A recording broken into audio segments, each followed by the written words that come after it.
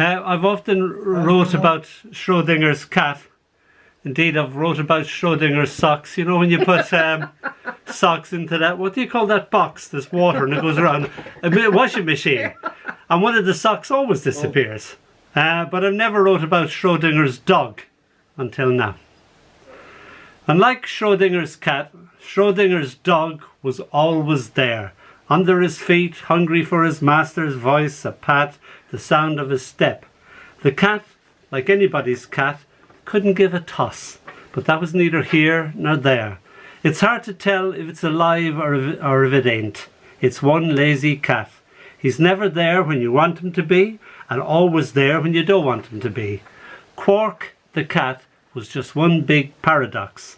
The dog was old and faithful, always in the box, asleep or gnawing a bone in thought.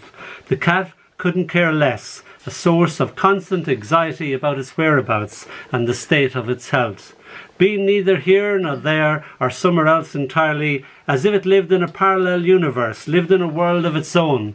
Thus the theory of Schrodinger's cat proved beyond doubt that although cats are nice and all that, dogs are a scientist's best friend. Thank you. Thanks, Dónall. Hey, well done, Catherine. Thanks for your perseverance.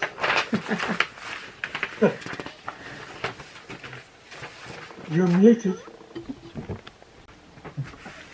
This is called Cheval à bascule en feu, which means rocking horse on fire. She keeps the room just as it was, as if death had never entered it. Still turns the eiderdown down, still straightens sheets, still plumps pillows, brings breakfast every morning just like before. But there is no before anymore. Even the future has vanished. One day it hurts her, this haunting. The room has become a shrine and she its priestess. So she decides to burn the past. The wind turns the pages as the books flame. Dolls melt in this witch hunt. A rocking horse is on fire.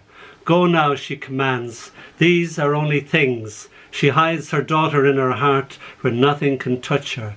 The fire reflected in her tears. Thanks. Nice. Wow. Is that a true story, Dónall? Yeah, it is. She was French, hence the title. And she spent 4 years dealing with preserving everything and bringing up breakfast. And then it just hit her one time, this is bad, no one going to recover. But then she took the extreme step of burning literally everything.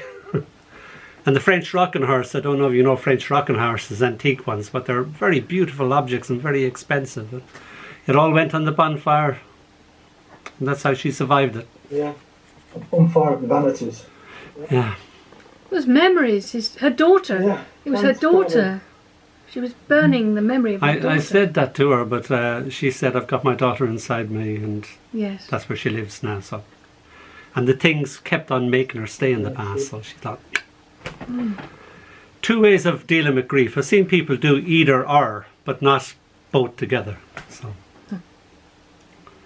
anyhow. That's us. Yeah.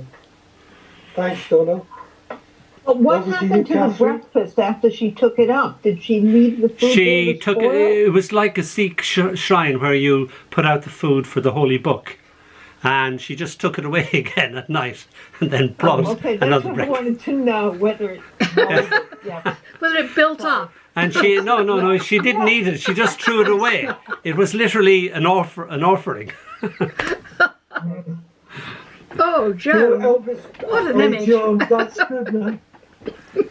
Folks, Elvis Presley's family. He had a brother who died. This is called I Wear Long Sleeves Even in Summer. Blue bruises bloom on my skin. I wear long sleeves even in summer. The memory of his flashing fists, even the memory hurts. First I lost my smile, it somehow floated away. Blue bruises bloom on my skin. Next I lost my flesh until I was nothing but skin and bone. My curves, my breasts vanished into themselves. All something is grass, I quoted to myself. I wear long sleeves even in summer. The woman in the mirror who claims she's me isn't. A stranger holds my eye, I look away. Blue bruises bloom on my skin. I wear long sleeves, even in summer. That's really.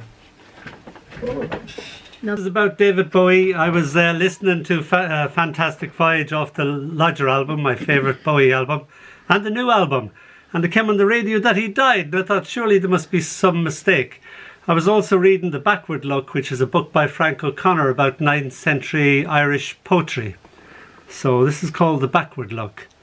The blackbird leaves me a note pinned to the sky, that blue beyond blue, the tide of the moment turning, turning, time like apple blossom falling through my mind, the little boy unable to believe that this day is not made of forever and only now. I walk back through myself to unpin the note the blackbird wrote, with his voice still pinned to that self-same sky, the blue so still beyond even itself. I at last able to read the bird's words, its language is secret no longer to me.